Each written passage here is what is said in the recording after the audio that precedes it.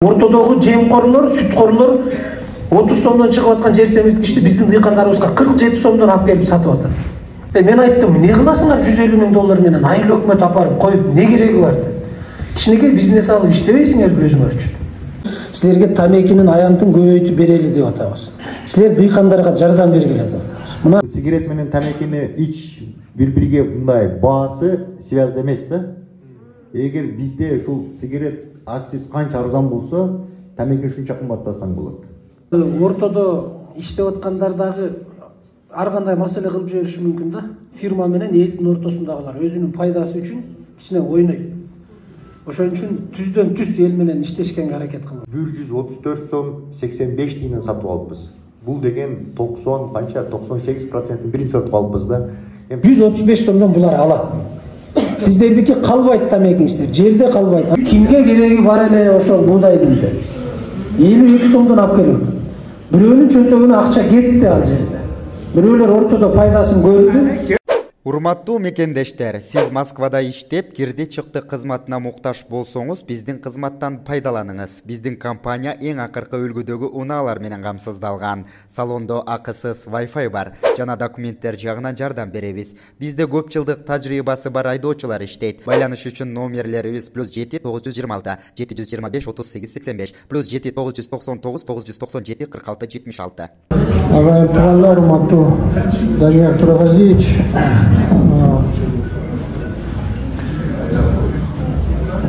урматтуу агайын туугандар, урматтуу Жаңы Ноокаттын тургундары, бүгүн биздин районубузга, анын ичине Жаңы Ноокат айыл аймагына Кыргыз Республикасынын президентин Ош областы боюнча кармактуу өкүлүнүн орун басары Жаныкулов Данияр Турагазиевич келип отурат. Негизги келгенин максаты бул бир маселе. Азыр биздин президентибиз өкмөт бизге тапшырма милдеттерди алсызга коюп атат. Анын ичинде ушул айыл чарба багытындагы иштерди жөнгө салуу, аларды оптимизация кылуу, анан айыл чарба багытына жерлерди ушул дыйкандардын тарабынан багыттуу иш боюнча тапшырмалар берилип атат да. Анын ичинен ушул тамеки өстүрүү кластерин биз өнүктүрөлү деген максаттардын комиссия менен сүйлөшөбүз деп атабыз да. Анан сөздүн алдында айтып коеюн, азыр бүгүнкү чогулуш бул мен өйдө айтып кеткен маселе боюнча эле болот. Жакын арада өзүңөр билесиздер, биз жыл сайын ушу жазгы мезгилде, күзгү мезгилде элдер менен сход катары жолугушуп жүрөбүз. Азыр кийинки жумага марттын баштарында биз сход катары силер менен дагы бир ирет жолугушабыз. Ошондо биздин губернатор да келет. Ошондо ар кандай бир силерде көйгөй маселе болсо, ошондо көтөрсөңөр болот. Бүгүнкү күнү мен силер менен жолугуп атканыбыз негизги максат бул мен өйдө айткандай тамекини өстүрүү жана айыл чарба багытына суроолор болсо ошолор боюнча суроо маселелер боюнча ошолор боюнча силер менен талкуулайлы деген максатта келип отурабыз да. Анда Данияр Турагазиевич, мен 1-2 сөз Жаңы Ноокат боюнча айта кетейин. Мен алдымда паспорт турат. Жаңы Ноокат бүгүнкү күнү элдин саны 32.268. Бул акыркы маалыматтар, бирок жылда жылга көбөйүп атат. Мен азыр билишимче дагы кошулду да. 34.000 тегерегинде адамдар жашайт. Айылдардын саны 9. Эми айыл чарба багытындагы маалыматтарды берип коеюн. Бүгүнкү күнү Жаңы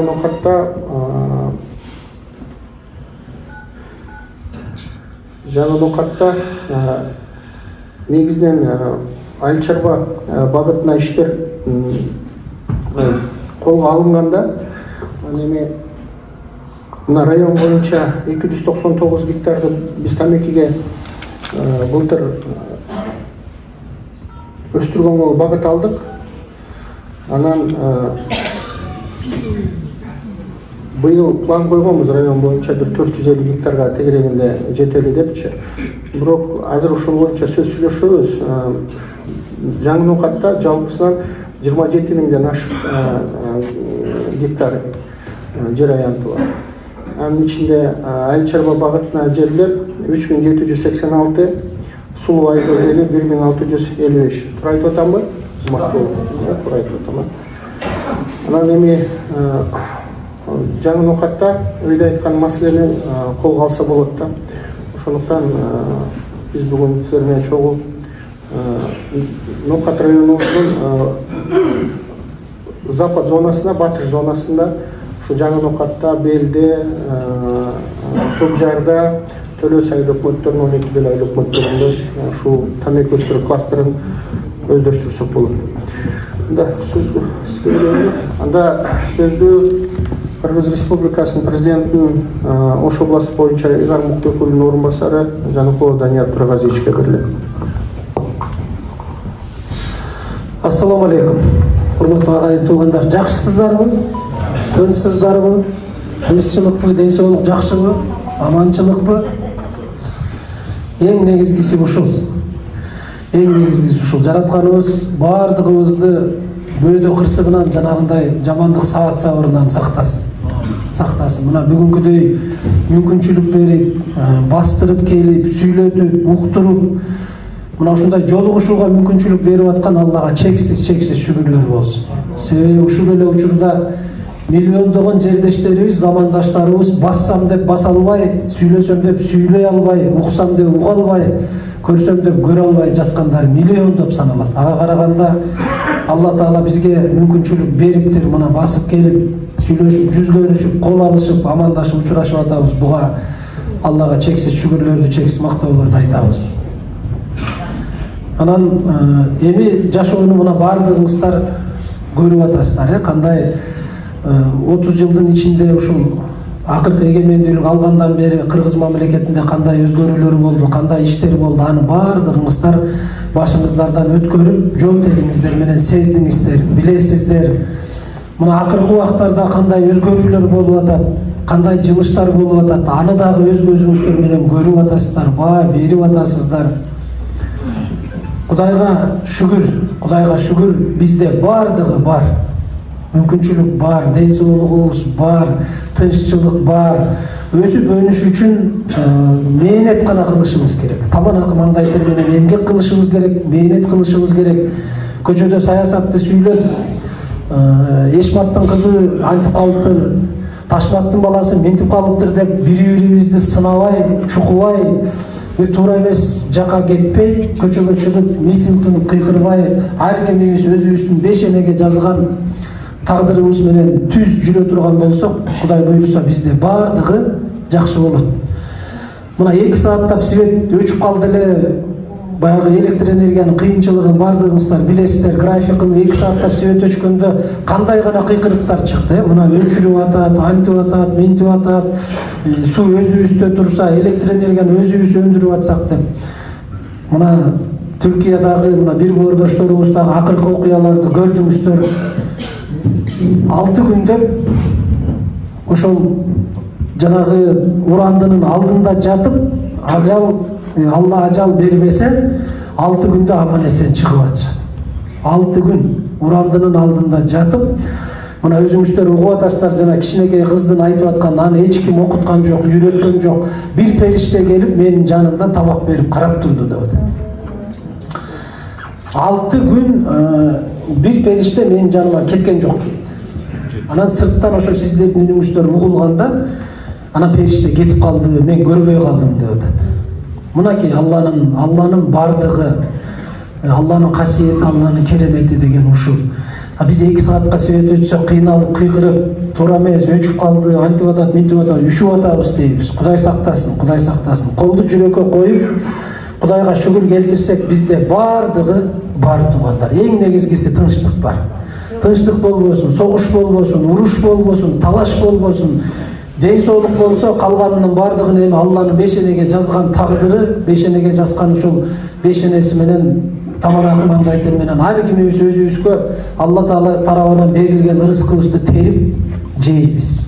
Бул биздин пенделик жашоодогу ушул тирүүлүк жашоонун мыйзамы өзү ушундай. Анан бүгүн сиздерден бир сураныч, мен түшүнөм, көйгөй абдан көп. Жер маселеси, талаш маселе, андан башка маселелер, чек маселелер абдан көп. Бирок бүгүн 3 айыл өкмөттө жолугушуубуз бар. Мына сиздерди жаңы Ноокатта, андан кийин Көк Жар айыл өкмөтүнө барабыз, Көк Жардан кийин Бел айыл өкмөтүндө. Ошон үчүн бүгүнкү негизги жолугушууга келген максатыбыз айыл чарба, жазгы тала айдап себеп иштери. Ушунун тегерегинде гана сүйлөшөлү, сиздерден сураныч. Башка көйгөй, башка суроолор болсо, мына Кудай буйруса бүгүн иш график бекитилип атат. Губернатор элди кыдырат. Жанагы айылдык жыйындар болот, элдик жыйындар болот, жылдын отчетун беребиз 22-жылга, 23-жылга пландар жөнүндө сүйлөшөбүз. Мына ошондо кенен келип, кенен Кудай буйруса бардык суроо жоопторго сүйлөшөбүз. Мен мына сиздерден кечирим сурайм. Кичине 1 сааттык убакытта кармалып калдык, себеби 10го келип жыйынды башташыбыз керек эле. Мына бул жер тилекке каршы муздак жер экен, мына бардыгыңыздар көрүп атасыздар. Мен кечирим сурайм, себеби убактыңыздарды уурдап койдук. Биз тигил жактан чыкканча, баягы эртең менен планировка болуп, башка болуп, бөлүм башчылары менен сүйлөшүп анан келгенибизче ушул убакыт болуп калды. Мен андыктан бардыгыңыздардан кечирим сурайм. Негизги нерсе, туугандар, бизде бир эле мамлекетибиз бар, Кыргыз деген эле мамлекет. Жаратканыбыз дагы бирөө. Биз аны чек арага бөлүп, жараткандын чек арасы дагы жок, жараткандын тили дагы жок, жараткандын өзүнчө сүйүп көргөн пенделери да жок. Жараткан үчүн бардыгыбыз бирдейбиз. Бир Аллабыз бар, бир көк асманыбыз бар. Бирок ошол көк асмандын алдында Кыргыз деген биздин мамлекетибиз бар, Кыргызстан. Анын өзүнүн чек арасы бар, тили бар, дини бар, мамлекеттик атрибуттары бар. Анын ичинде ушул бир эле Кыргыз деген мамлекеттин ичинде, Кыргызстандын ичинде ар башка улуттун өкүлдөрү жашайбыз. Өзбек, кыргыз, татар, орус, казак, бүт бардыгыбыздыкын башын бириктирип, ырыскыбызды таап жеп аткан жерибиз Кыргызстан. Биздин бөлүшө турган, талаша турган, уруша турган эч нерсебиз жок. Бир эле желегибиз бар. Карапайым элден айланса болот, карапайым ортосунда бөлүп жарылып, бири-бирин жаман көрүп урушкан эч ким жок. Карапайым эл бири-бири менен куда сөйөк болуп, тамырлашып жашап атат. Арабызда бузук пенделер бар экен. Мына бузук пенделер чыга калып, кичине чөнтөгүнүн акчасы көбөйгөндө секирип чыга калып, ар кандай саясат жүргүзүп, кокуй андай эле, мындай эле, андай болобуз, мындай болобуз деп ортодо бөлүп жарып, эки элди уруштуруп, кагылыштырып, карапайым адамдарды бири-бири менен жаман жакшы кылып туруп, анан андайлар акыры сыртка акчасы менен чыгып кетип калып, бүгүн мына тынч эле жашап атышат. Уруш талаштан ким жамандык көрдү? Карапайым эле эл азабын чеккен. Балдар каза болду, жарлар каза болду дегендей. Мына энелер бүгүнкүгө чейин ыйлап жүрөт. Акыркы эле мына 2010догу окуя. Алыс кетпейли. Мына ошондой балекеттерден жаратканыбыз бардыгыбызды сактасын. Ошондой балекеттерге алданбайлы. Ошондой балекеттерге кошулбайлы. Бүгүн мамлекетибизде Кудайга шүгүр. Кыргызстандын бюджети 400 миллиард сом болот экен деп 2 жыл мурда айтканда арабызда күлгөндөр көп болгон. Койгула деп 400 миллиард деген не деген акча? Канти ошол болсун, канти ошого жетебиз деген. Мына быйыл 400 миллиард менен бюджет жабылды. Кийинки жылкыга мына 2023-түн аягы 24-түн башына 500 миллиард менен чыгабыз деген максатты койду. Эми бул айтып койгонго эки эле ооз сөз. 400 миллиард, 500 миллиард деп койсок, бул айтканга жеңил. Бирок ошол акчанын табылышы, ошол акчанын ортого келиши, пайда болушу бул адамдын таманакы маңдай тери, канча деген нерв, канча деген эмгек, канча деген мээнет кетет. Кыргызстаныбызды биз көбүн учурда мындай ойлоп атабыз да, сырттан эле мамлекет бизге эмне кылып берет, эмнеге бизге солярка бербейт, эмнеге бизге башка бербейт деп эле мамлекетти карап атабыз. Мамлекет өз алдынча эч нерсе эмес. Мамлекет сиздерден турат. Ар бириңиздерден. Сиздерден, бизден турат.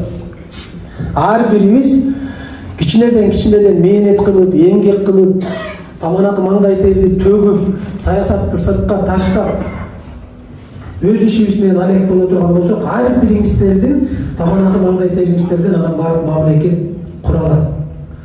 мен не кылмак элем, мен дыйканмын да, менин колуман эмне келет, мен бир гектар жерди иштетем, ошону менен 5-6 баламды багам, мен кантип мамлекеттин өнүгүшүнө салым кошом, менин колумдан эмне келет, мен жөнөкөй карапайым адаммын, өзүмдүн ишимди кыла берем деген пенде жаңылат. Себеби мына бир үй бүлөдө 6 адам болсо, ошол 6 адамды жерди каратпай, бирөөнүн колун каратпай, таманакы маңдай тери менен иштеп, ошолордун курсагын ток кылып, кийимин бүтүн кылып, балдарга билим берип, мектепке жиберип, окутуп, башка кылганыңыздардын бардыгы кыргыз мамлекетинин өнүгүшүнө кошкон чоң салымыңыздар сиздер.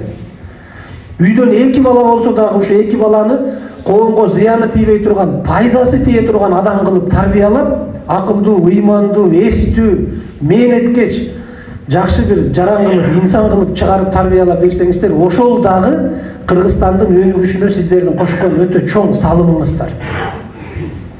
Коомго пайдасы тийбеген балдарды тарбиялап, мына замандаштарыбызды көрүп атабыз го. Пайдасынан зыяны жок балдар көбөйдү. Кылмыштуулук кылат, уурулук кылат, башка кылат, иш кылбайт, көчөдө жүрөт, аяка барат, бияка барат темселеп. Анан аягында келип эч нерсе жок болуп калган учурларды бардыгыңыздар көрүп атасыздар. Бул тирүүлүктүн мыйзамы ушундай экен. Азыр жашоо мурда бир 40 жылдан кийин дейт эле го, кыңырыш 40 жылда дейт эле. Азыр мына 40 сааттын ичинде чыгып калды. Жана Алла Таала мен убактымдын берекесин алып коем деген нерсе бүгүн туугандар мына келип атат. Бүгүн келип атат. Анан ар бирибизден көз каранды бул оңолуубуз дагы, өсүүбүз дагы, алдыга жылуубуз дагы, айыл чарбанын көтөрүлүшү дагы ар бирибизден көз каранды. Мына ушул жерде отурган ар бириңиздердин Ош облусу, мына Ноокат району, анын ичинде Жаңы Ноокат айыл өкмөтү, жалпы Ош облусу Кыргызстандын өсүп өнүгүшүнө кошкон салымыңыздар чоң. Сиздерден көз каранды. Мамлекет өзүнөн өзү сырттан турбайт. Башка нерселерден турбайт. Мамлекет ар бирибизден турат. Мына сиздер менен бизден турат. Сырттан башка бирөө келип, биздин Кыргызстаныбызды, анын ичинде Ноокатты, Ошту, Жаңы Ноокатты эч ким оңдоп бербейт. 6 бир тууган болсоң дагы ар жалгыздык башта бар дейт, элде жакшы сөз бар. Ар кимдин жашоосу өзүнчө, бири-бирибиздин казаныбызга бирибиз аш салып бербейбиз. Ар кимибиз өзүбүздүн казаныбызды өзүбүз толтуруп, өзүбүз карайбыз, өзүбүз мээнет кылабыз, эмгектенебиз. Албетте түшүнөм, кыйынчылык көп, жетишпеген жактар көп. Бирок аракет кылып, ошону оңдоонун үстүндө мына бүгүн бүт бардыгыбыз аракет кылып иштеп атабыз. Биз ошон үчүн келдик.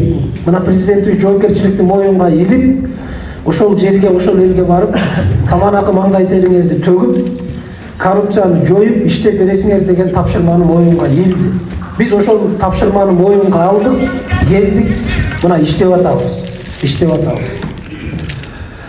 Мен акыркы бир чындыкты айтайын туугандар. Мына ушул Жаңы Ноокат айыл өкмөтүнүн башчысы үчүн $150,000 алып келишти.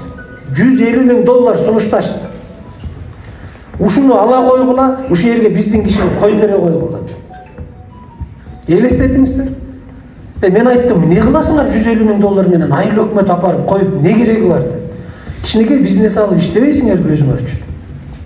Айыл өкмөттө эмне жыргаган киши иштейт, ал жерде жоопкерчилик.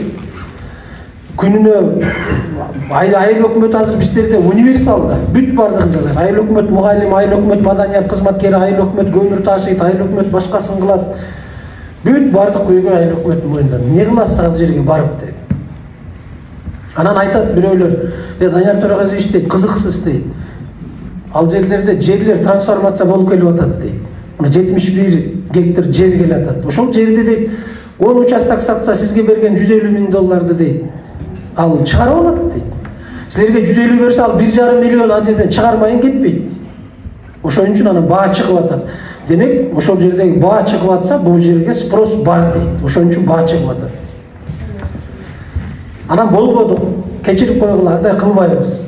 Бизге бир тыйын акчаңардын кереги жок деп, мына өзүңүздөрдүн, мына азыркы айыл өкмөт баштыңыздар. Өзгөн шаарында вице-мэр болуп иштеп турган жеринен, мына Данияр Белекчи менен сүйлөшүп, акылдашып, кеңешип, ушул баланы алып келип койдук.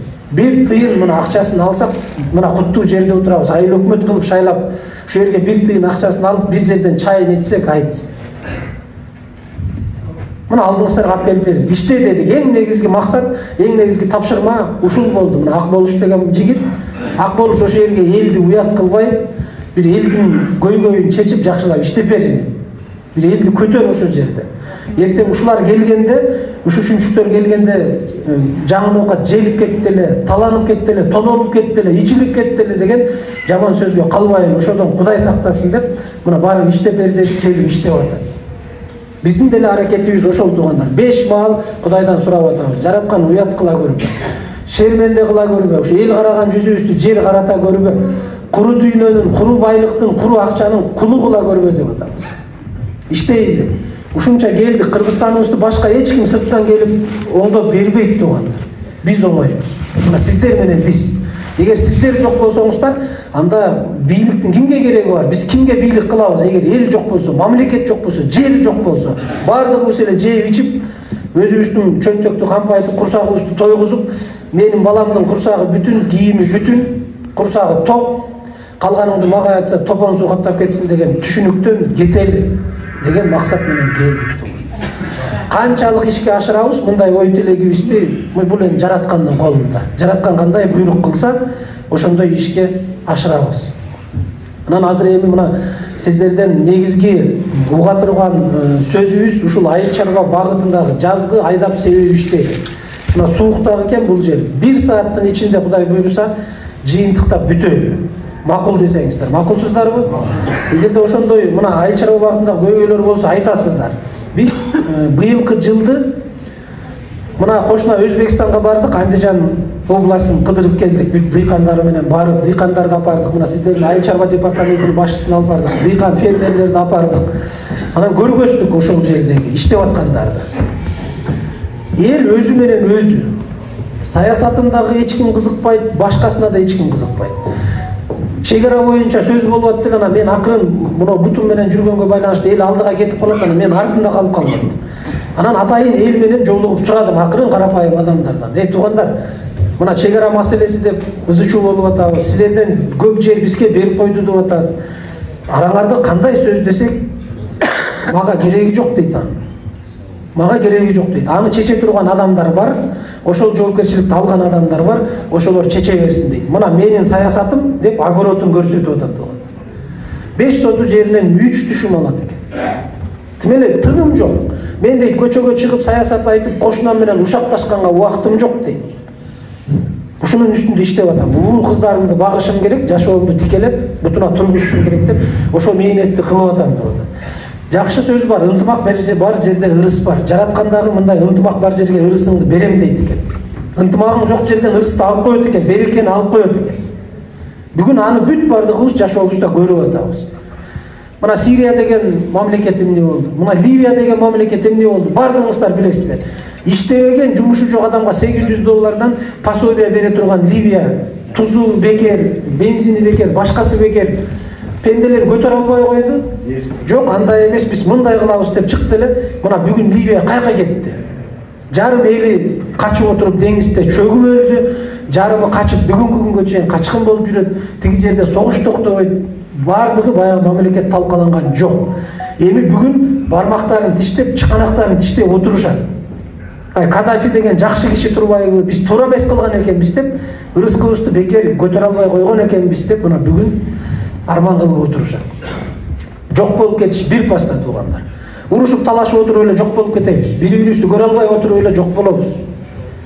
Ошон үчүн ынтымагыбыз болсо, бириксек, бир муштум болсок, анан кийин алдыга жылабыз, өсөбүз. Кыргызстан ар бириңиздердики, ар бириңиздердики. Кыргызстан ар бириңиздердин жүрөгүңүздөрдө жашаш керек. Өзбекстандан келип, Казакстандан келип, же Тажикстандан келип бизге өнүктүрүп бербейт эч ким. Мисалы Америкадан келет экен кокуй укмуш, аялдардын тең укугу болуш керек, антиш керек, минтиш керек, анан эркек менен аял бир эмеде жүрүш керек. Анан биз укугун коргойбуз деп, мына канча деген үй бүлөлөрдү талкалап таштады. Укугун коргойбуз деп отуруп. Алар үчүн биз тизе бүгүп, көзүн карап, жалдырап, карызга акча сурап отурган мамлекет болушубуз керек. Биз тикелей бутубузга туруп, алар менен тең ата сүйлөшкөнүбүз аларга жакпайт эч кимге. Тике турганыбыз биздин өзүбүз үчүн гана керек. Кыргызстаныбызды куруп алсак, өнүктүрүп алсак, өстүрүп алсак, көйгөйлөр буйруса чечилет, бардыгыбыз Кудай деп ошол мамлекеттин ынтымактуу, тынч мамлекеттин ичинде Кудайдын берген рызкысын таап жеп жашайбыз. жашайбыз. Бүгүн дагы мына көрүп атасыздар, ар ким ар кандай сөздөрдү айтат. Ой, Кокуй Кулатовго деген ушинтип завод курулуп атыптыр, ал баарын талкалайт экен, жок кылат экен, чыгыш керек, көтөрүлүш керек, баарын талкалаш керек, аларды алып келбеш керек, курдурбаш керек деп кыйкырат. Жер семирткичти бүгүн биз кошуна Өзбекстандан алып атабыз сатып. Ортодогу жемкорлор, сүткорлор 30 сомдон чыгып аткан жер семирткичти биздин дыйкандарыбызга 47 сомдон алып келип сатып атат. Мына былтыр көрдүңүздөр, 52 сомго чыкты. Алдыңыздар да турабы дыйкандар? Эме элестетиңиздер, 52 сом. Россиядан үрөн алып келип, Кокуй мына үрөндү алгыла деди, 52 сомдон үрөн берди. Эме элестетиңиздер, 52 сом үрөнүң болсо, 52 сом жер семирткичиң болсо, жериңдин арендасы турса, башкасы турса, анан 1 гектар жерден кантип анан дыйкан пайда көрөт? Биздин азыр башыбыз ушуну менен катып атат. Канткенде биз ушул маселени арзандатабыз. Мына өзүбүздүн үрөн чарбаларда 35 сомдон турат үрөн. Буудайдын үрөнү дайындалган. Сырттан алып келип 52 сомдон сатып атабыз. Эмне десе Айыл банктан 3 жылга кредитке берет экен. 3 жыл эмес 300 жылга берсең дагы кимге кереги бар 52 сомдук үрөндү? Өзүбүздүн чарбаларыбызда 35 сомдон турса. 35 сом, 34 сомдон мына быйыл дагы сатып атат. Азыр ушу айыл чарба багытындагы саясатты биз өзгөртөлү деп атабыз. Бишкекте отуруп алып, министерстводо отуруп алып, жылуу кабинетте, жылуу креслода пландарды жазып алып, анан бере берет экен, бияка жөнөтө берет экен. Аткаргыла деп. Биз азыр каршы болуп атабыз. Аткарбайбыз бул пландарды.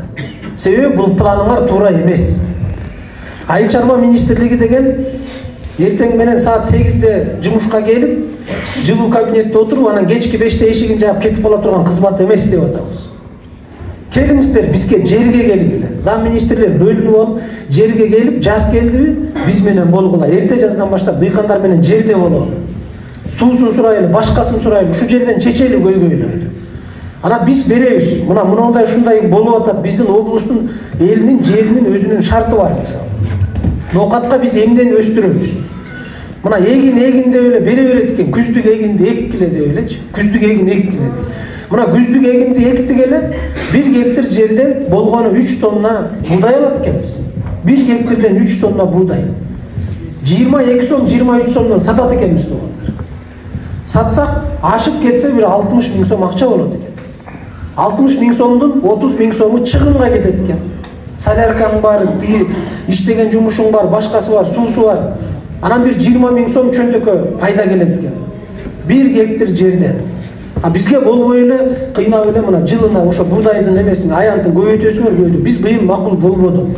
Мына губернатор менен баарыбыз сүйлөшүп, акылдашып, кеңешип макул болбодук. Биз буудайды быйыл көбөйтө албайбыз деди.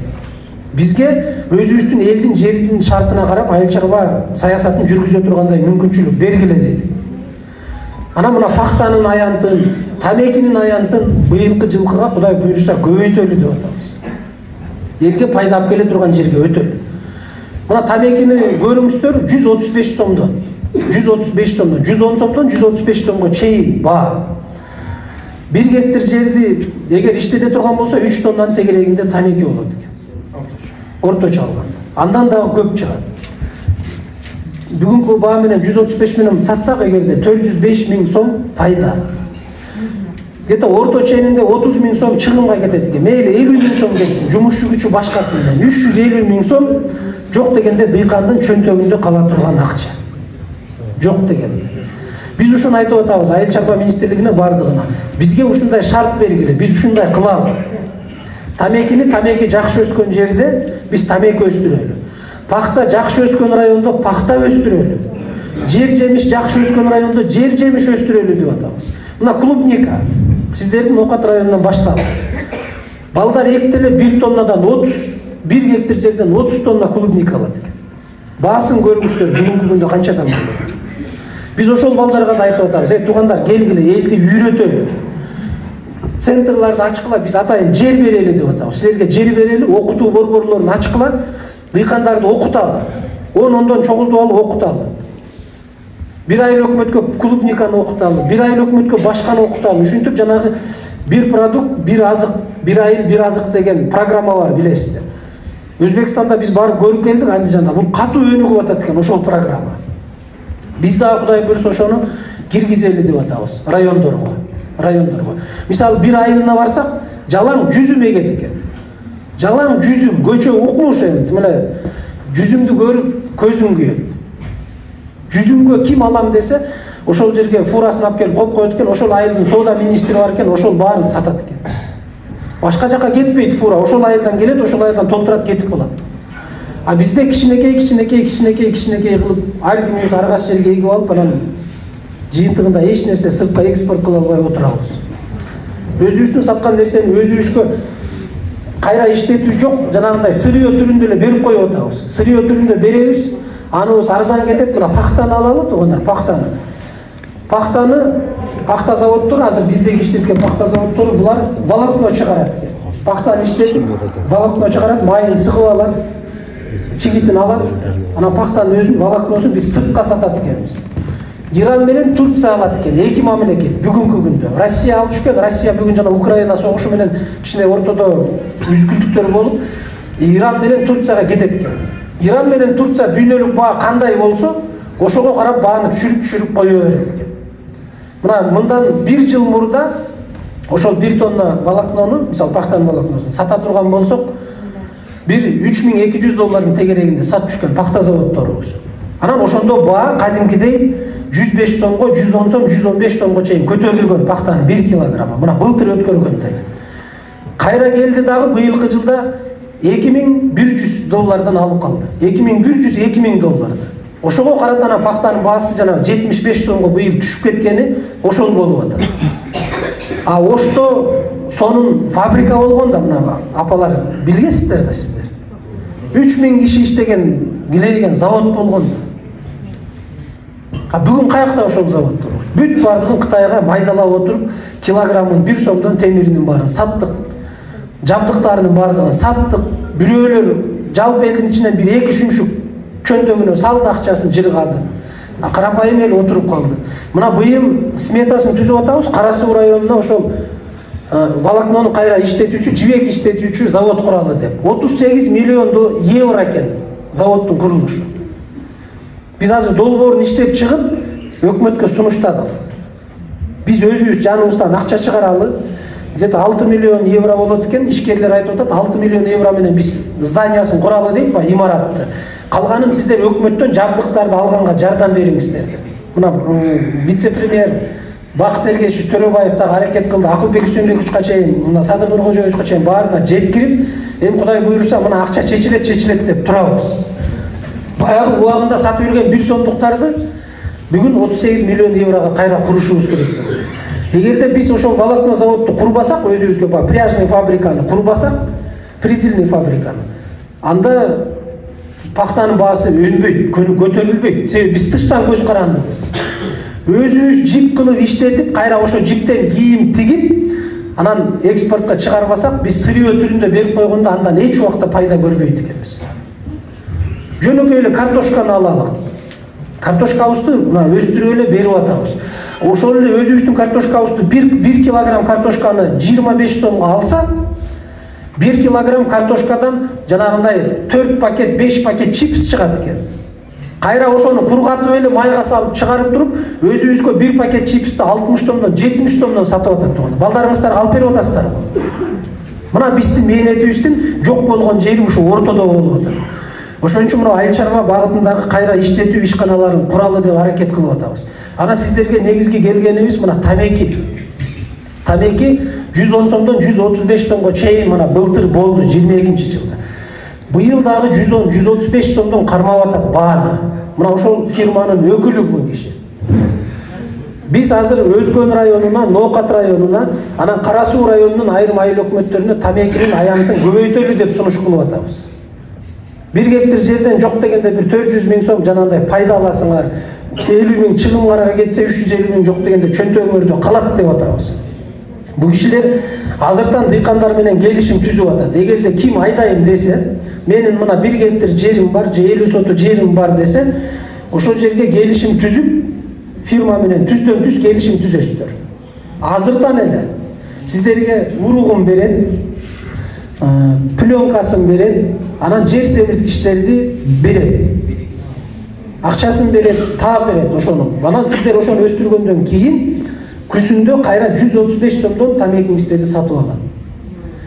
Түздөн түз сатып ала турган адам бар. Биз көзүбүз таңылып эле айыл чарба багытын 30 жылдан бери ушундай жүргүзүп турбуз да. Мына быйыл Кудай алмага жакшы түшүм берип койсо, ура деп бардыгыбыз алмага өтөбүз. Быйыл алманын килограммы 80 сом болсо, кийинки жылы күздө келсең эле 30 сом килограмм. Анан эле ортодо отуруп калабыз, шалпайып эле мына эми Кудайдын кылганы ушул да деп бардыгын Кудайга шылтап коебуз. Эми Кудайдын кылганы да ушундай болуп калды деп. Картошкабыз быйыл 40 сом болуп кетсе, элдин бардыгы картошкага өтөт. Кийинки жылы 15 сомдон картошкабыз. Себеби элдин бардыгы айдап алган. Ошон үчүн мындай айыл чарба багытында анализ жүргүзөлү деген аракет болуп атат туугандар азыр. Кошуна турган Андижанда абал кандай, Наманганда кандай, Ферганада кандай, мына кошуна турган Тажикстанда абал кандай, кошуна Кытайларыбызда айыл чарбасында абал кандай. Бүгүнкү күндө аларда аба ырайы кандай болот, эмнени көп эгип атат. Ошого жараша биз дыйкандарыбызга сунуш кылалы деп атабыз. Туугандар, быйыл тамеки айдасаңар уттурбайсыңар. Тамекинин баасы чыкты. Жок дегенде бир 4-5 жыл ушундай болуп турса, 135 сомдон болуп турса, тамеки менен биз бир топ көтөрүлүп алганга мүмкүнчүлүгүбүз болот экен деген аракетти көрүп атабыз. Кара Сууга барып, Кара Суу районуна айтып атабыз. Пахтага өткүлө, колуңардан келсе тамекиге өткүлө, анан жер жемишке өткүлө деп атабыз. Мына мен өзүм түндүктөн келгем. Биз Бишкекте ойлойт элек. Помидор менен бадыраңды биз оштон алып жейбиз деп. Мына мен тирүү адаммын, түшүнүгүм ушундай эле. Помидор бадыраңды биз оштон алып жейбиз, кышкысын жок болуп калган. Биз өзүбүздүн Ош облусун помидор бадыраң менен камсыз кыла албайт экенбиз. Бүт бардыгын кошуна Өзбекстандын Андижан республикасы эме, облусу Наманган, Ферганадан алып келет экенбиз, экспорт кылып. Биз ошол жерге барганда сурадык, каяка сатасыңар мыногу түшүмдү десек, силерге сатабыз деп. Силердин базарыңар, ресторандарыңар, бүт кафелериңердин бардыгы ушу бизден алат деп атпайбы. Ана мен жаман, ушундай жаман болдум. Өзүбүздө турса, өзүбүздү помидор менен, бадыраң менен камсыз кыла албагандай, анан кайсыл айыл чарбасы жөнүндө сөз кылабыз? Кайсыл айыл чарбасы жөнүндө сөз кылабыз? Мисалы, кошуна Андижан деген Наманган, Ферганадан биздин эмнебиз кем дедим? Суубуз кемби? Жерибиз жаманбы? Аба ырайыбыз башкабы? Оппокшош, бардыгы бирдей. Керек болсо бизде өзгөчөлүк бар, артыкчылык бар, суунун башыбыз. Бизден кеткен суунун этегин барып анан аяктагылар алып сугарып атат. Ошого жараша биздеги бар мүмкүнчүлүктү туура пайдаланалы деп атабыз. Дыйкандарды Кудай буйруса, жанагындай борборлорду уюштуруп алып окутууга өтөбүз. Ошон үчүн бүгүнкү келгендеги негизги максатыбыз мына азыр тамеки фирманын дагы жетекчиси отурат. Бул киши дагы Гүлжигит мырза дагы өзүнүн сөзүндө айтат сиздерге. Кандай шартта болот? Түздөн түз келишим түзөбүз. Күзүндө мисалы тамекини, сиздер тамекини 50 сотуга эккенден кийин коркпойсуздар. Эртең болобу, болбой калабы, сатамбы, сата албай каламбы, албай койсом эмне кылам эртең деген маселе болбойт. Фирма келишимге кол коюп берет дагы. Сиздердин эң негизги максатыңыздар сапаттуу, таза, түшүмү көп тамеки алып бериш гана калат. Бүттү. Башканын бүт бардыгы фирманын мойнунда. Булар деле жеке ишкерлер. Мамлекеттин акчасынан башкадан келип аткан эмес. Өздөрүнүн жанынан аракет кылып, чуркап иштеп аткандар. Биз шулардын башын кошуп, аракет кылып жардам берели деп атабыз. Биз силерге жардам берели, силер дыйкандарга жардам бергиле. Дыйкандарды көтөрүп алсак, демек Кудай буйруса мамлекет дагы өсөт. Ана жанагы Кулатовдагы завод боюнча да жана сөз кылып калдым. Мына ар ким ар кандай кылып бизге ушу апаларыбызга чейин келип айтып атат. Ой, талкаланат экен, өспөйт экен дейт. Ферганадагы заводдун жанында бүт айылдар көчүп кетти. Жомокто айтат да, тим эле жанында тургандай айтат. Ай апа, айланай, биз күндө барып көрүп атабыз деп атам заводду. Эл жашап атат сонун эле. Биз ошо жака миллиардтар акчабызды кетирип, дыйкандар жер семирткич сатып алып атабыз. Эгер өзүбүздө завод ачылып, эртең Кудай буйруса, алар Кытайлар келип куруп, бүт бардыгын ордуна койгондон кийин 20 сомдон, 25 сомдон мисалы аммиак селитраны алсак, эмне жаманбы бу? Бүгүн 47 сомдон, 52 сомдон сатып алып атабыз. А заводдун өзүндө баасы 30 сом, 35 сом экен. Аны ортодогу эле кызыл кулактар көтөрөт экен бааны. Чөндөктөрүнүн пайдасын көрөт экен. Антирбей биз өзүбүздөн кылалы деген аракет болуп атат. Бул өзүнчө аракет. Жанагы жибекти кайра иштетүүчү Кудай буйруса завод куралы деп атабыз фабриканы. Ал дагы өзүнчө аракет болуп атат. Анан биз бияктан чуркап аракет кылсак эле бир-эки түшүнбөгөн эле адам чыга калып эле кокуй ал эле бул эле анан болбойт экологиябыз деп эле талкалай берсек анда каяка барабыз? Экологияны биз ага чейин эле талкалап салбадыкпы өзүбүз эле.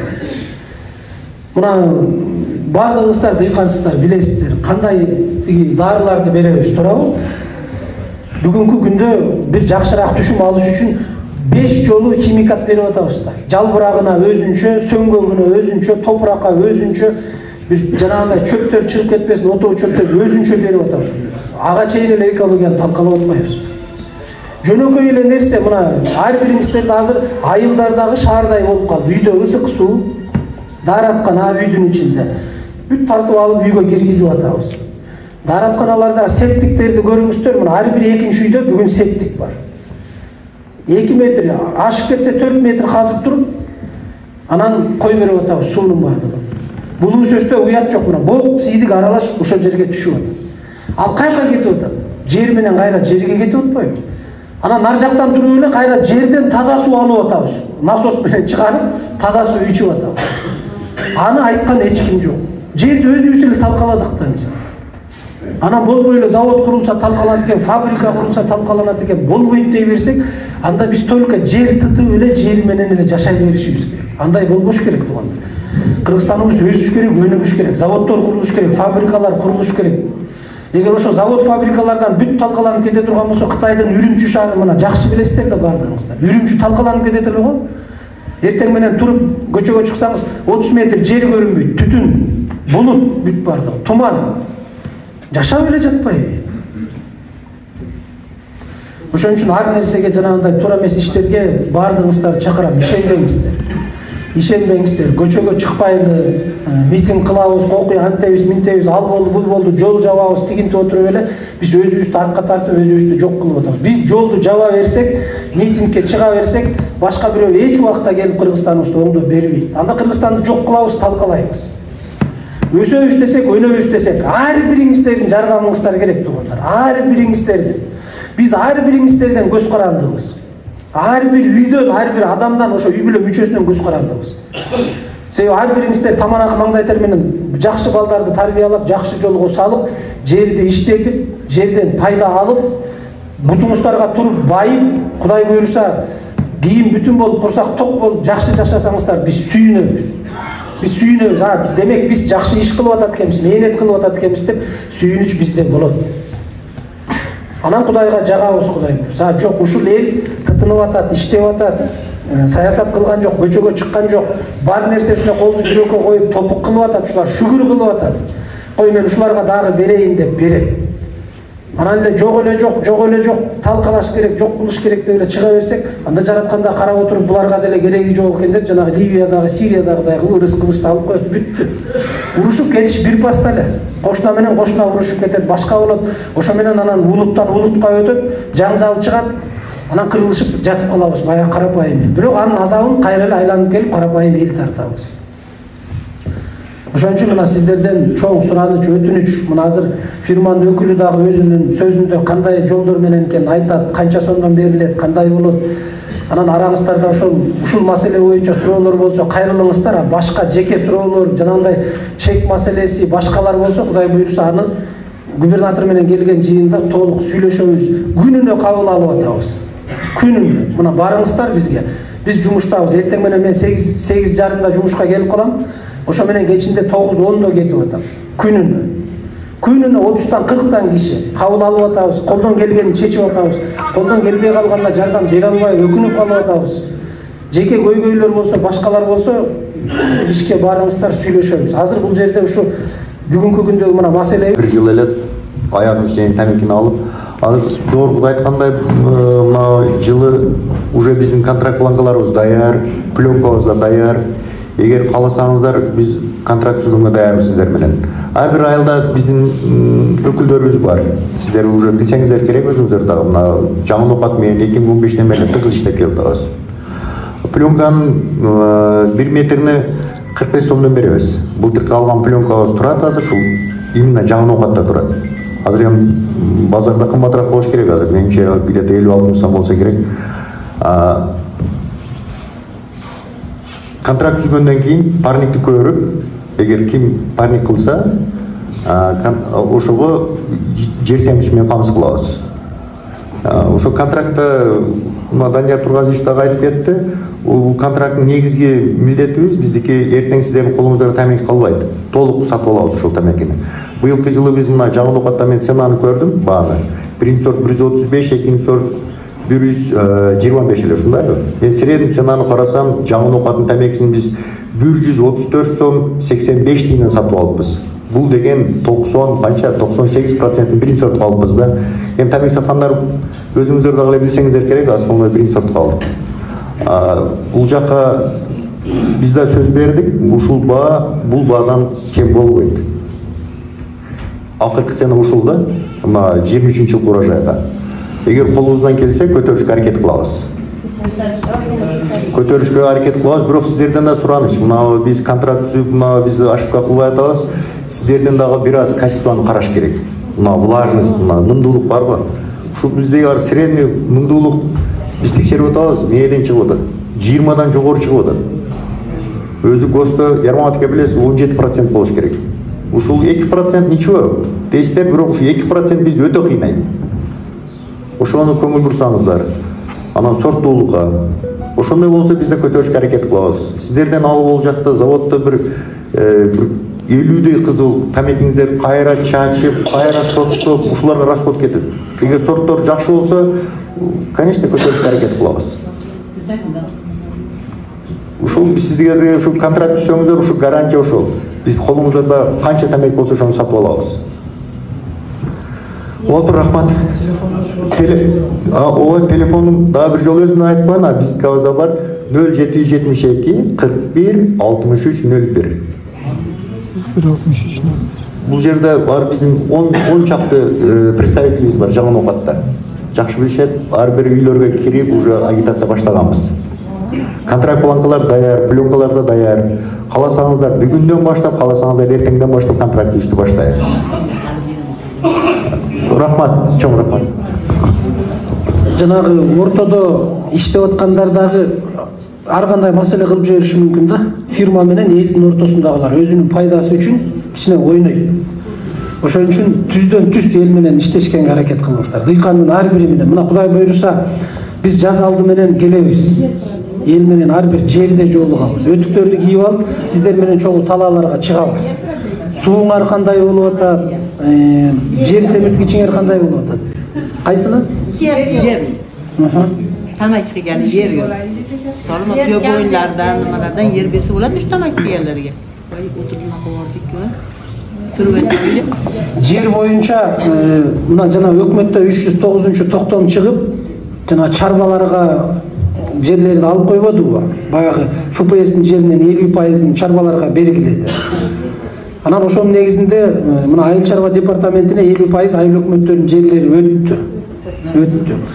Контрагы бүткөндөр өттү, мурдагы келишим түзүлүп калгандар, келишим түзүлдүн мөөнөтү бүткөнгө чейин иштете бересиздер, аягына чейин. Анан кийин өткөзүп беребиз. Бул эми туугандар жалпы мамлекеттик саясат. Биз да каршы чыктык. Болбойт. Эл байкуш ошо жер менен жашап атат. Ошо элдин жерин тартып албай эле коелу. Жанагындай чарбаларыбыз кыйратып деле иш кылып элге бир жардам берген жери жок. Ар ким өзүнүн пайдасы үчүн эле иштеп атат. Десек ошо чарбаларды, жерлерди ирилештирип, чарбаны ирилештирип, жерлерибиздин бардыгы жарабай кетти. Себоборот деген жок. Жылына эле баягы эл соту жери болсо, ага жылын айдашка туура келет да, бир жыл эс алдырып, бир жыл эс алдырбай антип койсо, бир жыл ачык отуруш керек да, бир жыл жашаш керек болуп калат. Ошондой кылалы десек болбой отуруп, мына жогорку кеңештен 309 өттү. Азыр эми ал токтомду биз аткарбай коюуга акылыбыз жок. Токтомду аткарып атабыз. Токтомдон калган ошо жанагы 50% ФПСтин жерин айтып атабыз биз айыл өкмөттөргө, мына жанагы аукцион өткөн жерлерге өзүбүз дагы келип көп жерлерге катышып атабыз. Мурдагыдай тууган уругуна, тааныш билишине, башкасына карап, мен сага 1 гектар, сага 2 гектар, сага 3 гектар деп берип кое турган маселе болбосун деп атабыз. Ар кимге калыс бөлүп бергиле. Анан мурда мына көрүп атасыздар, мен келгениме мына 1,5 жыл болду, губернатордун келгенине 2 жылга жакын убакыт болуп калды. 1400 гектар жерди биз мамлекеттин менчигине кайрып алдык туугандар. Мына бүгүнкү күндөгү факт ушул. 1400 гектар жерди жанагындай бир киши 20 гектар, 30 гектар жерлерди токтомдор менен алып алган. Мен иштетем, мен мындай кылам деп убагында 90-жылдары, 2000-жылдары жасалма токтомдор менен алып алышып 20 гектар, 30 гектар, 40 гектарлар бир киши иштетип жүр. Биз ошондой фактылардын бардыгын арызданып баргандардын арызын карап, бүт бардыгын айыл чарбага эмеге тиги айыл өкмөтүнүн менчигине өткөзүп берип атабыз. Муниципалдык менчикке өткөзөсүң, анан ошону кайра калыс аукцион кылып туруп элге таркатып бересиң. Мурдагыдай 40 гектар, 50 гектарды бир киши эле иштетет деген түшүнүк болбош керек. Болбош керек. Бирөөлөр 50 соту жер таппай жүрөт, а бирөө 50 акчасын берип коюп, тааныш кылып алат. Анан барып гос регистрден эле күбөлүгүн ала коюп экен, документин ала коюп, эмне десе менин менчигим дейт. Бүт документтер туура эмес жасалган. Ошолордун баардыгын сотко берген, сотко берип атабыз. Сотко берилбегенин түшүндүрүп айтып отуруп, мына 1400 гектар жер кайра элдин эсебине кайтарып алдык. Ушул иш-чара дагы да уланат. Мына эртең 3 күн ушул оокатты кыдырабыз биз. Анан кийинки жумада Өзгөн районунда 42 гектар бакытты бир киши алып алган экен. Мына ошол боюнча маселе көтөрүп атабыз. Араван районунда Нурабад айыл өкмөтүндөгү 13 гектар жерди, суулуу жерди алып алышып, анан чекке таркатабыз, башка кылабыз деп атат. Ал маселе боюнча териштирип атабыз. Колубуздан келип атат, бирок келбей калганы да болмок. Себеби мыйзам бар экен, мыйзамга туура келбей калган жерлер бар. Ошолорду мыйзамдаштырып отуруп аракет кылып алгандагыбыз мына 1400 гектар. Бул Кудай буйрса мындан ары да уланат. Биз сиздердин кызматкериңербиз. Сиздер бар, биз иштеп атабыз. Сиздер жок болсоңуздар, биз ал жерге отуруунун кереги жок. Кимди башкарабыз? Кимге шарт түз беребиз? Кимдин маселесин чечебиз? Биздин мына аким отурат, мына айыл чарба департаменти отурат, айыл өкмөтүңөр отурат, мына фирмалардын жетекчилери отурат. Биздин негизги милдетибиз Алладан берилген жоопкерчилик ушул, элге кызмат кылышыбыз керек. Биз сиздердин кызматкериңербиз. Биз үстүңөрдөн туруп алып текшерип, чочоңдоп чоң болуп, андай эле мындай эле деп бир уруш талаш жүргүзө турган адамдар эмеспиз. Биз сиздерге кызмат кылабыз. Бирок ошол кызмат кылууну дагы сиздер ошондой кылып кабыл алышыңыздар керек. Жок, болбойт, мындай кылабыз, андай кылабыз, биз чечебиз деп кыйкыра бере турган болсок, анда өлкөбүздө ноокатта дагы, жаңы ноокатта дагы ынтымак болбойт. Ыдырап бөлүнүп кетебиз бир паста эле. Бир үй бүлөнү эле алалы, бир үй бүлөдө. Кандай? Бир үй бүлөдө. Ата башкарып бир адамды укса, апабыз кассир, бухгалтер ошол эсептейт, ошол чыгарат баардыгын. Жашоо жүрөт. El köpek olsa tamam, şurada kop ketken yılları bulgan, tasavvurken yılları bulgan, aşı için yerleştirdi. Bunun için aşını narıntı bırakıp verdi. 135'ten bu sonuçta 2 ay oluş gelemez, 5 ay oldu ilişkiler. Akçalarını baktı ve bir Yanlış nazoratla ilişkiler. Болду, мен сиз түшүндүм убакыт боюнча. Onu uzatsak болот. Туура айтасыз. Акыркы тамекилер курбай калышы мүмкүн мына быйыл азыр канча 5 күн болду токтотконубузга. Балдардан сурап, кимде тамек калды, баарын сурап болду. Сиз түшүндүк, эгер узартсак болот, онун проблема жок. Анан баасы боюнча мен бир эле биз эмеспиз. Бул жерде мына Константин Лиф бар, дагы мына Ярмат акелерде буларда дагы бар. Мына бааны дагы мына баа жөндөн-жөн коюлган жок да. Бул дагы ошо конкуренциянын эсебинен балдар шеттеги аксакалдар менен маслихатташып койдук. Канчадан мен бир бааны арзан бул өзү негизи биз азыр максимум деле турат баа. Анан сигарет боюнча сигаретте основной о жерде акциз бар. Акциз. Эгер акциз арзан болсо, покупательдер кымбатыраак алат да тамеки. Основной, например, мына Болгарияда убагында ушундай болгон, ол тамеки өндүргөн мамлекет. Ушундай тамеки эккендерге акцизден көп акча түшөт мамлекетке. Мамлекет, например, елдерден фирмалар 100 сомдон сатып алса, ким тамеки эксе, мамлекет ошолорго дагы акциздин эсебинен 100 сомдон ошо тамеки эккендерге кошуп берген. Бул сигарет менен тамекини ич бири-бириге мындай баасы связда эмес да. Эгер бизде ушул сигарет акциз канча арзан болсо, тамеки ушунча кымбаттасаң болот. Адамдын пейилинен да көп нерсе көз каранды да. Мына фирма биз неге буларга жардам берели деп атабыз. мамлекет катары биз элди кыдырып ошон жолугушууларды өткөрүп силерге тамекинин аянтын көбөйтүп берели деп атабыз. Силер дыйкандарга жардам бергиле деп атабыз. Мына 320 гектар жерге быйыл Божомол менен Ноокат району 320 гектар жерге чыгып атат. Биз бул кишилер менен сүйлөшкөнүбүздө айтты, быйылкы жылкыга 500 гектар кылып бериңиздер деди. Область боюнча. Ошондо биз где-то 2000 тоннага контракт бар экен буларда, бул кишилерде. 2000 тонна тамекиге контракт бар, тиякта күтүп атат, алып келгиле деп. Биз болгону 200 тонна берет экенбиз дагы, ошо менен отуруп калат экенбиз. Анан тиякта контрактта иштеп аткандар дагы алар иштеш керек да. Алар башка жактан рыноктарды издей баштайт экен. Каерде кимде бар болсо ошол жака өтүп кетет. Ошон үчүн ошол рынокты биз өзүбүзгө тарталы деген аракет мына аракет. Биз неге чыгып эл менен жолугушуу кылып түшүндүрүп атабыз. Анан экинчи маселе фирмалар бар экен ортодо. Мына бул кишилер келишим түзөт, жаз алды менен чуркайт пленкасын алып берет, уругун берет, жер семирткичин берет, чуркап жүрсө, күзүндө бир 2 кооз чымчык учуп келет, Турциядан башка жактан келип, булар 110 сомдон 135 сомдон алып атса, мен 140 сомдон алам дейт экен. Мен 140 сомдон алам дейт экен дагы, элди бузат дагы 5 тонна тамек алат экен. Болгону 5 тонна өзүнүкүн алат, 140 сомдон берет да кетип калат. Аны баш оорубайт, жалпы саясат, жалпы дыйкандар эмне болуп атат деген баш оорусу жок. Ал өзүнүн кызыкчылыгы үчүн эле келет, 5 сомго кымбатыраак алып коет дагы, анан бул кишилердин бүт эмесин бузуп атат. Ошон үчүн биз системага салалы деп атабыз. Быйыл көзөмөлгө алабыз. Ошондой фирмаларды дагы. Конкуренция керек. Сөз жок, бирөө монополист болуп албаш керек. Базарда ошондой бүгүнкү базар экономикасы ошондой конкуренция болуш керек. Бирок мындай чектен чыкпаган, бир ыймандын тегерегинде конкуренция болуш керек. Ана чектен чыгып эле эптеп мунукун келип 5 сомго кымбат алайын деп туруп 5 тоннаны акырын карап 10-20 кишиден алып алып кетип калат экен, калган дыйкандар отуруп калып атат. Ошон үчүн мына келишим түздүкпү ушу кишилер менен 135 сомдон келишим түзсөк, сиздер ошондой сапаттуу тамеки берсеңиздер, 135 сомдон булар алат. Сиздердики калбайт тамекиңиздер, жерде калбайт. Анан кийинки жылкыга дагы биз Кудай буйруса көбөйтүп, эмен тамекинин аянтын 2000 тоннаны бере турган мүмкүнчүлүк алып алсак, биз чоң рыноктагы бир чоң базарды мындай алганда алабыз колго. Анан алар дагы улам бааны көтөрөт, башка кылат, жылдырат, жылына өсүш болот да баары бир жерде турбайт. Анан тамекинин баасы боюнча туугандар, мына мен түндө Талас облусунан келдим.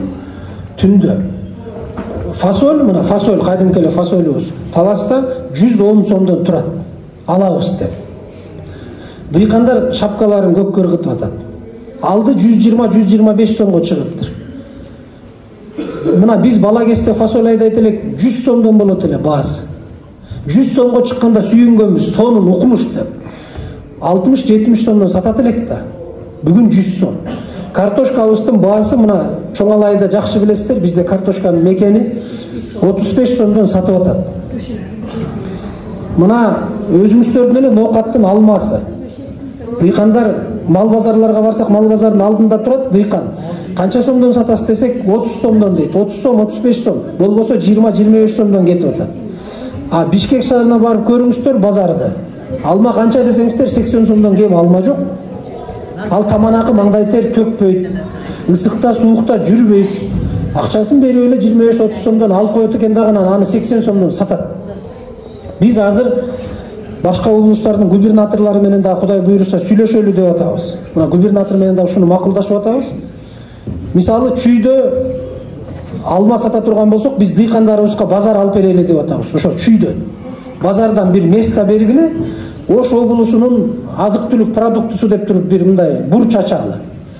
Анан ошол жерге Ош облусунан азык-түлүктү апарып, алманы дыйкан өзү сатсын.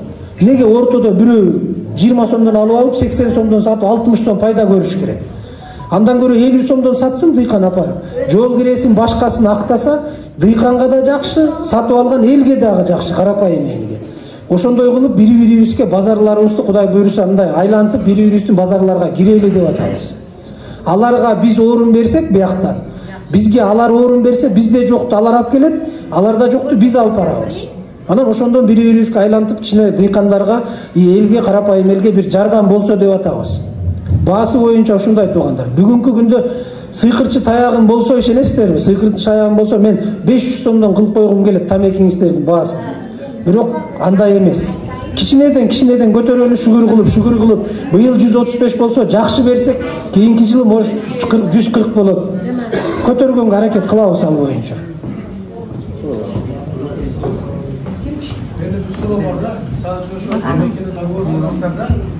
Misal ел көп жетиштират, бизде ел тамекини абдан жакшы кылган.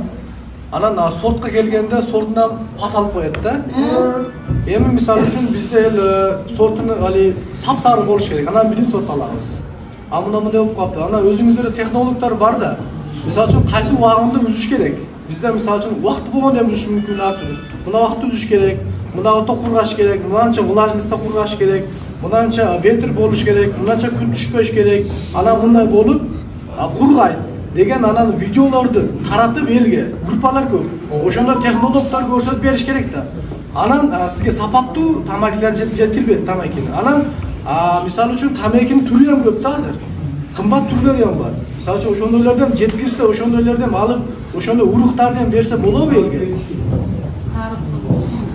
Биз анда siz менен сүйлөшүп ушул окутууларды да уюштурсак да жерге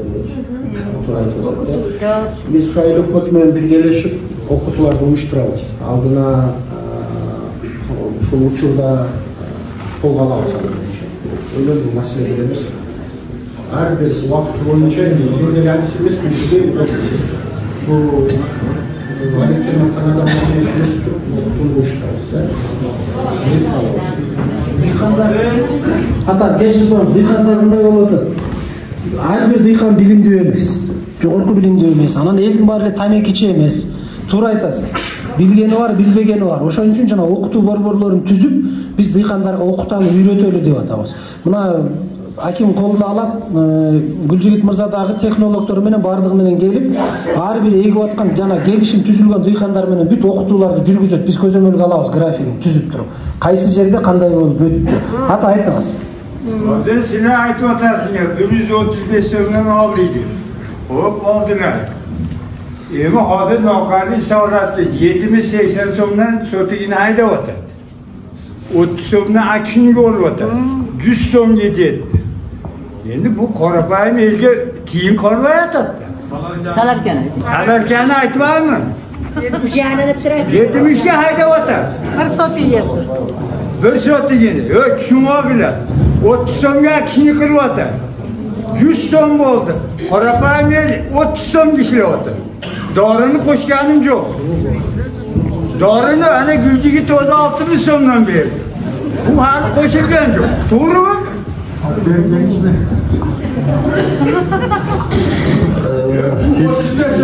Жоқ, ниетте бизден дайыр алгандар бар да. Канча сомдон алдыңыз? 60 сомдон. Мен мисалдан алганым жок. Жок, сиз алган жокса, сиз биз менен контракт түзүп канча сомдон алдыңыздар? Бизде ведомстводан бар, 44 сомдон алгансыздар. Ким алды? Кайчтан алдыңыздар бәрін? Ошо.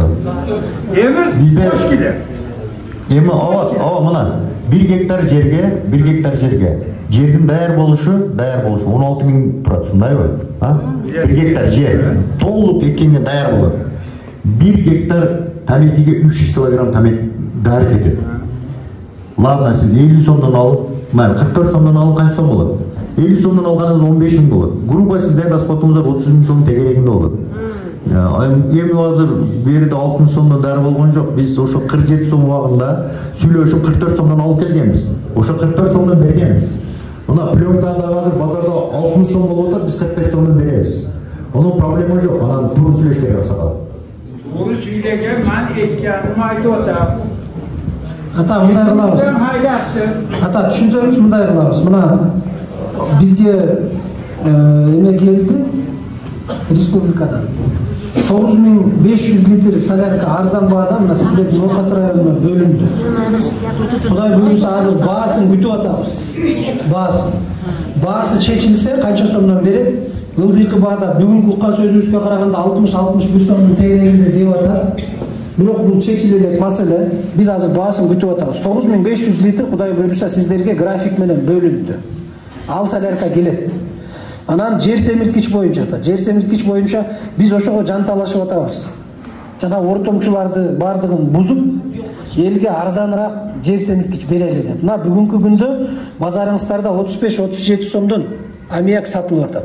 Мына Айыл чарба департаменти дагы азыр сүйлөшүүлөрдү жүргүзүп атат. Теме менен фирма менен биргеликте. Где-то 35 сомдун тегерегинде жер семирткич берилет. Эгерде алам дегендер болсо, мен быйыл тамеки эгем, мага ушундай жер семирткич керек десеңиздер, мына кайрылыңыздар. Айыл чарба департаменти турат, фирма турат, 35 сомдон тегерегинде быйылкыга Кудай буйруса алып беребиз. Андан да ылдый түшүргөнгө аракет кылып атабыз ата. Баасын. Силер азыр шуна деп атасыңар. Барды жагын овкаты, бар тамаки экет. Азыр эсептеп калды. Эсептеп калып, пайда жок. Ошончо экпек койду. İlacı yok, uyuda malı yok. Bu da düşünüp durguyla. Bana eriden acilegen, kadınından acilegen iş yok. Kızı köpler, Rusya'ya barar koydu. İlacı yok, o şeyler 5-10 sotik ekip atar. Ular hem zarılmaz. Hesapta kaldı, ilacı yok. Kız balarımda ne iş kılam deyip duruyor, o şeyini ekip atar. Olmasa ekmeğe koyatırlar. Sülüştür. Nargını hatta bir yarım kilo göçü kötetmesi bir ekmek. Açıkla ekmek. Bunday aksakal düşündük. Bunday da sizler degen janagı traktör aydagandın услугасы baası өсіп деп атасар солярканы аны барын тенеме айыл өкмөтүн менен бирге жөнгө салабыз. Теме ал трактор деле башка жактан келген жок да. Ошол жагын окаттан ошолор баары менен сүйлөшүш керек. Эми бизде тажрыйба бар да, качан ушу трактордун услугалары, башка техниканын услугалары төмөндөйт баалары. Аларга бир тийиштүү конкурент чыкса. Анан азыр мына жаңы айыл өкмөткө тапшырма берип атабыз. Ошо айыл өкмөттүн алдында МТСтерди түшүш керек, композдорду түшүш керек. Болуш. Анан ошол дыйкандарга, услугага мындай негизсиз бааларды көтөрүп атса, өзүңөрдүн техникалары менен чыксаңар ошол жака, соляркасына, анда баа төмөндөй түшөт да. Бул максакал айтып атат да, тракторго айдасаң баланча сом алат, сууну айдап келсең баланча сом, анын баары баага таасир берет. Аны эске алып иш кылабыз. Анан эми туугандар, биздин убактыбыз дагы ченемдүү болуп атат. Кошуна айыл өкмөтү күтүп атат бизди. Мен дагы бир Данияр турган уруксат берсеңер, бир маанилүү маалымат берип коеюн. Эжекелер, бир мүнөт. Былтыр биз деген Нокат району боюнча 197 адамга, 197 тарапка 93 миллион сомго жакын 10% насыяларды бердик. Кредиттерди бердик. 200 адамга да 194 100 миллион тегерегинде акча каражат бердик. Бизде дагы акча каражатыбыз калып кетти. Дагы берсек болот эле, бирок элдер кызыктар болгон жок да. Бул 10% сом аркылуу сом наркында берилет. Ошондуктан силер акча каражаты менен дагы акча каражатка муктаж болсоңор, ушу айылдардан, айыл өкмөт, айыл банк жана РСК мамлекеттик банктардан насыя бергенге даярбыз да. Ал насыяны азыртан баштап банктарга болуш уюштурууга, демек кредиттер болсо, аны тез арада эле берилет, 2-3 күндө эле берилет. Мен ушуну баса белгилеп айтып коеюн деп атам. Ошондуктан мына мал чарбалыкка берилет. Мына айтып атасыңар, бул кайра иштетүүгө берилет. Ар биринин пайызы мындай айырмасы бар. Мисалы кайра иштетүүгө 6%дан берилет. Мал чарбалык менен жана талаачылыкка 9% менен берилет, 10% менен берилет.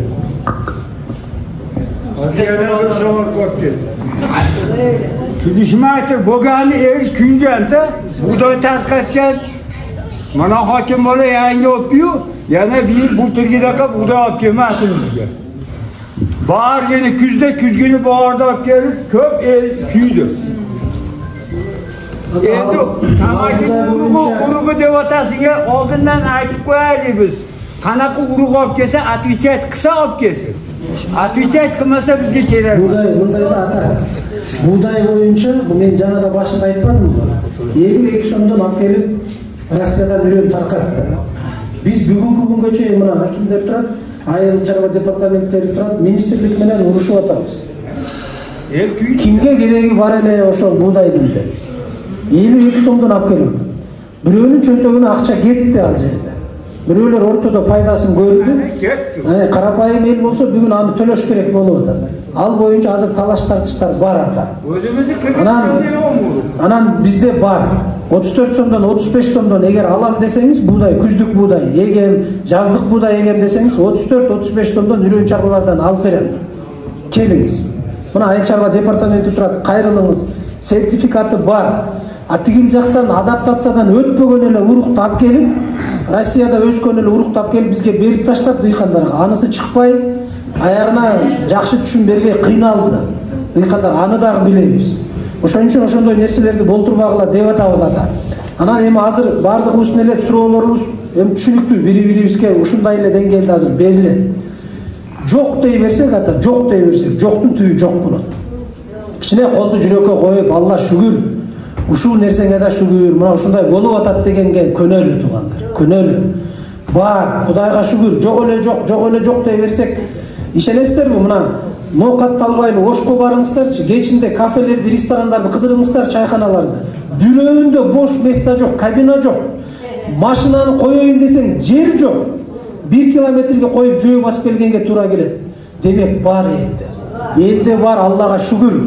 Жок дебейли, жок эле жок дей берсек, жоктун түбү бар, жок болот. Алла Таала жок деген андай эмес, пендем жок деген мынандай болот деп туруп, накта чыныгы жокту көрсөтөт. Ошон үчүн кичине аракет кылалы. Бардыгын эле чечип коюш колдон келбейт экен 1 жылда. Акырындап чечебиз, акырындап бири-бирибизге жардам беребиз. Биз ошон үчүн алдыңарга келип атабыз. Сүйлөшөлү, акылдашалы, кеңешели. Анан бир нерсеге келебиз, бир бүтүнгө деп.